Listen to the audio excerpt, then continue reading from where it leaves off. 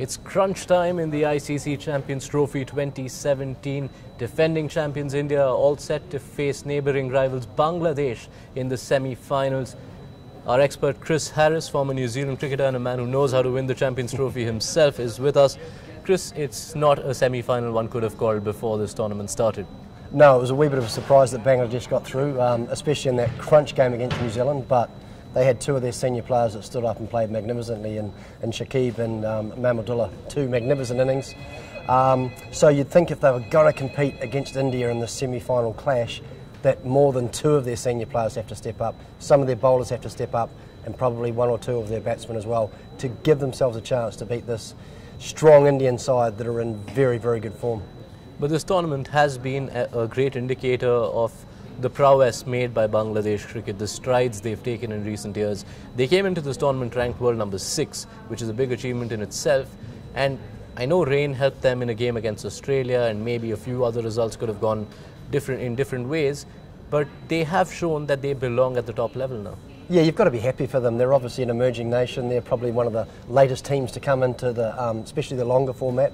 They have played quite a lot of one-day cricket, but it does take time for a side like Bangladesh or any side that's coming into international cricket in their early years to make inroads. And to be fair, they've made some great strides, and I'm really pleased for them. One, as you said, they did well to qualify for this tournament, and then they've probably outdone what everyone thought they would do, and they've got to the semi-finals. So they will be delighted. They've just got to make sure that they're not happy just getting to the semi-finals, and they've got to put up a great fight against India. And up now for them is arguably the biggest test there can be, not just for Bangladesh but for any side.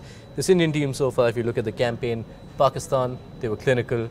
A blip against Sri Lanka, they weren't too bad, but Sri Lanka chased out of their socks. And then in a must-win game against South Africa, all departments fired in one go. Yeah, what India have done brilliantly this tournament is their batting is fired in all three games. They had that one blip, as you said, against Sri Lanka, but they scored 321. So their batsmen at the moment are in magnificent form, and that doesn't look like it's going to change anytime soon.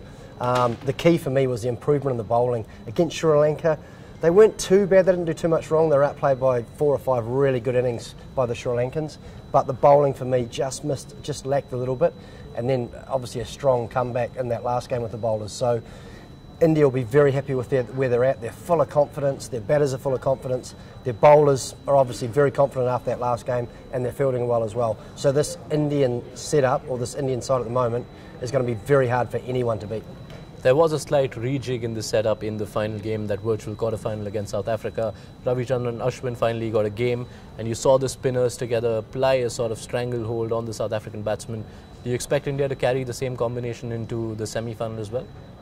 Yeah, I don't think that can change. I think bringing Ashwin in brought another dynamic. So if they don't strike at the top, they've got Jadeja and Ashwin to come in the middle, keep putting pressure on, but they're both wicket-taking bowlers. And in that middle period, if you don't get wickets at the top, it's really important you can apply pressure and try and get wickets. And both of those guys are wicket-takers. As we saw with Ashwin in his first game in this tournament, came and got the crucial wicket of Amla, which was the first wicket India got against South Africa. So he'll be an absolute key, and I'm absolutely positive that they'll stay with the same side that they had in the last game.